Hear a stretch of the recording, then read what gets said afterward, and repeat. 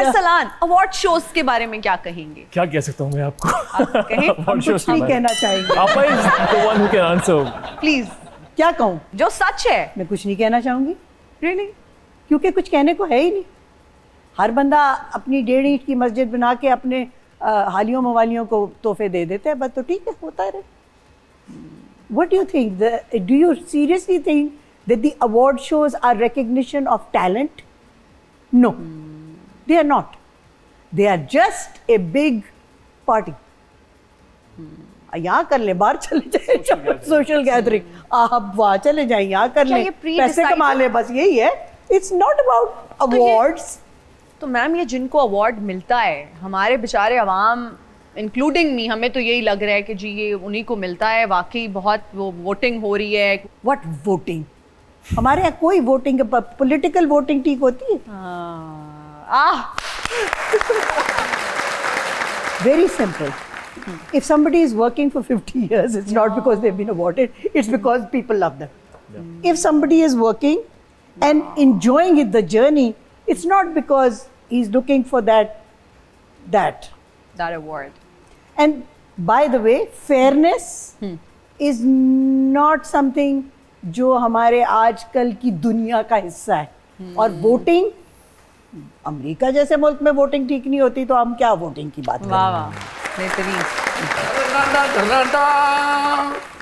ਧੂਆਂ ਛੱਡਣ ਵਾਲੀਆਂ ਗੱਡੀਆਂ ਦੀਆਂ ਚਾਬੀਆਂ ਮੇਰੇ ਹਵਾਲੇ ਕਰ ਦੇ ਦਾਰੋ ਨਿਆਜ਼ੀ, ਜੱਟ ਦੇ ਖੜਾਕ ਤੋਂ ਬਚਣ ਦੀ ਇਹ ਆਖਰੀ सूरत ही। नहीं, आप वैसे क्यों धुएं वाली गाड़ियां बंद कराना चाह रहे हैं? मेरी गाड़ी से धुआं बिल्कुल नहीं निकलता, लेकिन क्यों?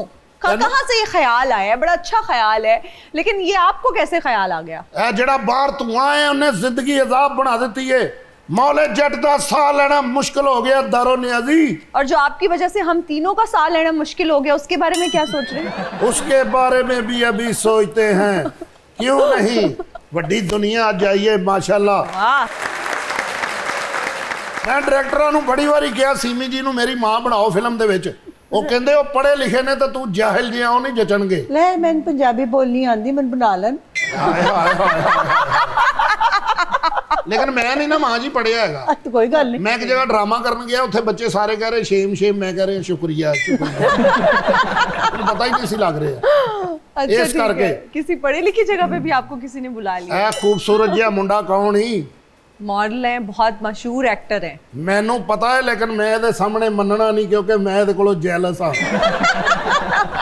ये तो वही एक डिजीज है, बीमारी है ये। ਇਹਨਾਂ ਨੂੰ ਬਿੱਲ ਬਹੁਤ ਬਿਜਲੀ ਦਾ ਆਉਂਦਾ ਸੀ। ਇਹਨਾਂ ਨੇ ਮੀਟਰ ਵਾਲੇ ਨੂੰ ਕਿਹਾ ਮੇਰਾ ਮੀਟਰ ਪਿੱਛੇ ਕਰ ਦਿਓ, ਪਿਛਲੀ ਗਲੀ ਚ ਲਾ ਦਿਓ। ਨਵਾਂ ਮੋਬਾਈਲ ਲਿਆ ਤੇ ਨਾਲ ਕੈਂਚੀ ਲਈ। ਮੈਂ ਕਿਹਾ ਇਹ ਕੀ ਹੈ? ਕਹਿੰਦੀ ਕੋਈ ਕਾਲ ਕਾਟਣੀ ਵੀ ਪੜਤੀ ਹੈ। ਆਪਣੇ ਮੱਥੇ ਤੇ ਮੋਬਾਈਲ ਰੱਖ ਕੇ ਮੈਂ ਕਿਹਾ ਇਹ ਕੀ ਕਰ ਰਹੇ? ਕਹਿੰਦੀ ਤਕਦੀਰ ਸੇ ਬਾतें ਕਰ ਰਹੇ। ਕੁੱਕੜ ਰੱਖਿਆ ਸੀ ਇਹਨਾਂ ਨੇ, ਪਹਿਲੇ ਦਿਨ ਹੀ ਮਾਰਤਾ। ਉਹਨੂੰ ਲੁੱਡੋ ਵਾਲੇ ਦਾਣੇ ਪਾ ਰਹੇ ਸੀ, ਉਹਦੇ ਸੰਗ 'ਚ ਫਸਿਆ ਤੇ ਉਹ ਪਿਆ। नहीं, आज किस सिलसिले में आए हैं यहाँ पर? ਅੱਜ ਮੈਂ ਮਾਹੌਲ ਜਿਹੜਾ ਗੰਦਾ ਹੋਇਆ ਹੈ ਨਾ, ਉਸ ਮਾਹੌਲ ਨੂੰ ਠੀਕ ਕਰਨ ਦੇ ਵਿੱਚ ਔਰ ਸਾਫ਼ ਕਰਨ ਦੇ ਵਿੱਚ ਤੁਸੀਂ ਸਾਰੇ ਮੇਰਾ ਸਾਥ ਦਿਓ। क्या मतलब, आप स्मोक की बात कर रहे हैं? हाँ, स्मोक की गल कर रहे हैं मैं। तो पंजाब गवर्नमेंट का जब हम जिक्र करते हैं, हमारी चीफ मिनिस्टर साहिबा बेहतरीन काम कर रही है और पंजाब में बेहतरीन काम हो रहा है और स्मोक के खात्मे के लिए बहुत कुछ हो रहा है। उर्दू बहुत अच्छी बोलते हैं माशाल्लाह, क्या बात है। ਇਹੋ ਜੀ ਕੁੜੀ ਨਾ ਇਹ ਡਿਫੈਂਸ ਜਾਣਾ ਕਿੰਨੇ ਪੈਸੇ? ਉਹ ਕਹਿੰਦਾ 700 ਰੁਪਇਆ। ਆ ਹੁਣ ਇਹ ਤੇ 250 ਦੇ ਕੇ ਆਂਦੀ ਪਈ ਆ और ਜਾਂਦੀ ਪਈ ਆ। आज तो बहुत माशाल्लाह अच्छा आपने ड्रेस पहना हुआ। Thank you. ये पर्दे नहीं लगे होंगे घर हो जाए? किसके घर में ऐसे पर्दे? वीआईपी घर में जाए तो ऐसे पर्दे होते हैं। भट्ट साहब तो इस टाइम फुल मशहूर ने भाई, है ना? बंद टीवी च भी आई जाते हैं भट्ट साहब।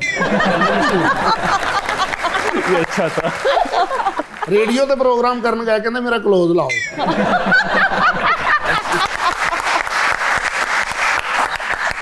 रेडियो ते भट्ट साहब केड़ा close? Love you sir, I love you too। Love you sir. ਤੁਸੀਂ ਸਾਡੀ ਆਨ ਸ਼ਾਨ ਹੋ, ਅੱਲਾ ਦੀ ਕਸਮ ਹੈ। ਇਹ ਜਿੰਨੇ ਵੀ ਉਹਦੇ ਨਾਲ ਸਾਡੇ ਹਮਸਾਏ ਉਹ ਵੀ ਠੀਕ ਨੇ, ਲੇਕਿਨ ਸਾਡੇ ਫਨਕਾਰਾਂ ਵਰਗੇ ਨਹੀਂ ਹੈਗੇ, ਕਿਉਂਕਿ 100 ਚੋਂ 100 ਨੰਬਰ ਦਿੰਦੇ ਨੇ। ਵਾਹ। ਅੱਜ ਕਿੰਨੇ ਦੇ ਰਹੇ ਹੋ? सर 100। ਹਾਂ, ਥੈਂਕ ਯੂ ਵੈਰੀ ਮਚ। ਇਹ ਮੇਰੇ ਲਈ ਕੋਈ ਅਵਾਰਡ ਤੋਂ ਘੱਟ ਨਹੀਂ, ਕਿਉਂਕਿ ਇਹ ਵੀ ਵੱਡੀ ਦੁਨੀਆ ਤੇ ਭੱਟ ਸਾਹਿਬ ਤੇ ਹੈ ਹੀ ਵੱਡੀ। Sir you deserve all the appreciation। Bhatt Sahib Ki time ਹੋਇਆ ਦੇਖਣਾ ਜ਼ਰਾ? 7:10। ਕੀ ਕਹਿ ਰਹੇ ਨੇ?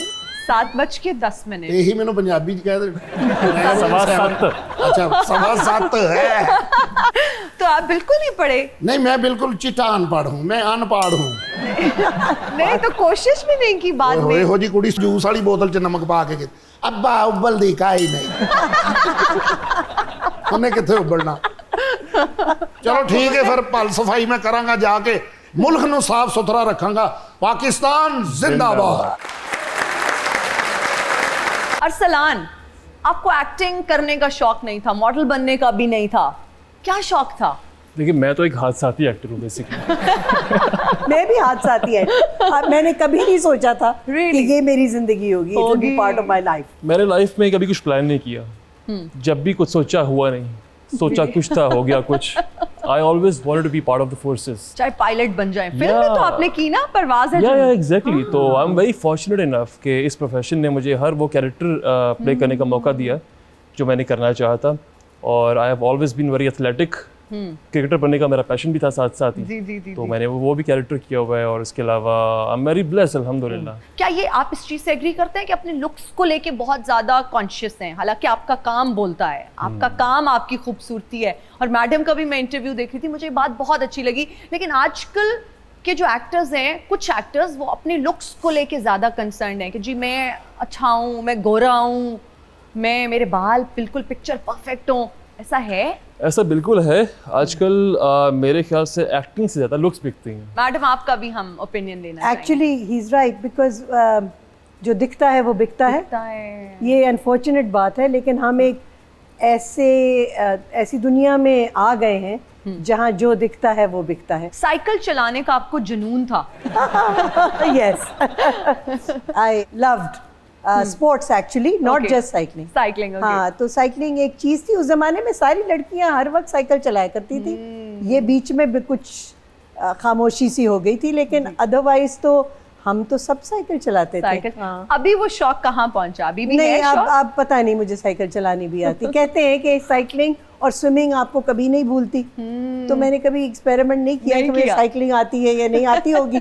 आती होगी। अच्छा, काशिफ महमूद साहब ने एक साइकिलिंग सोसाइटी बनाई है, वो अब उन्होंने अब बनाई है, वरना अगर वो पहले बनाते तो आप उसकी चेयरमैन हो सकती। नहीं, बिल्कुल भी नहीं। उसका चेयरमैन सिर्फ काशिफ ही है। काशिफ। लाडली के बारे में बताइए, जिसने ऑडियंस को अपने शहर में जकड़ रखा है, इतना अमेजिंग रिस्पॉन्स आ रहा है। आपको लोग कैसा रिस्पॉन्स देते हैं? मोहब्बत है लोगों की, लोगों ने इतना अच्छा रिस्पॉन्स दिया। हालांकि हम में से किसी को इतनी तवक्को नहीं थी, but we have been working really hard on this project. और इज्जत और जिल्लत अल्लाह के हाथ में होती है, तो अल्लाह ने हमें इज्जत से नवाज दिया and I am grateful to almighty. बिल्कुल जबरदस्त। अच्छा, I think you prefer quality over quantity. Yes. आप अच्छा काम करते हैं, कम काम करते हैं, लेकिन बेहतरीन काम करते हैं। बिल्कुल। पैसे नहीं कमाने क्या? अल्हम्दुलिल्लाह I am blessed family wise. राज़िक अल्लाह है, तवक्कल रखनी चाहिए ना। जितना भी काम किया, कुछ प्रोजेक्ट्स होते हैं जो दिल के बहुत करीब होते हैं, उनमें से कौन से ऐसे प्रोजेक्ट्स हैं जो आपके दिल के बहुत करीब हैं? बहुत सारे। I am very blessed because मैं शुरू से कैरेक्टर एक्टर ही रही हूँ,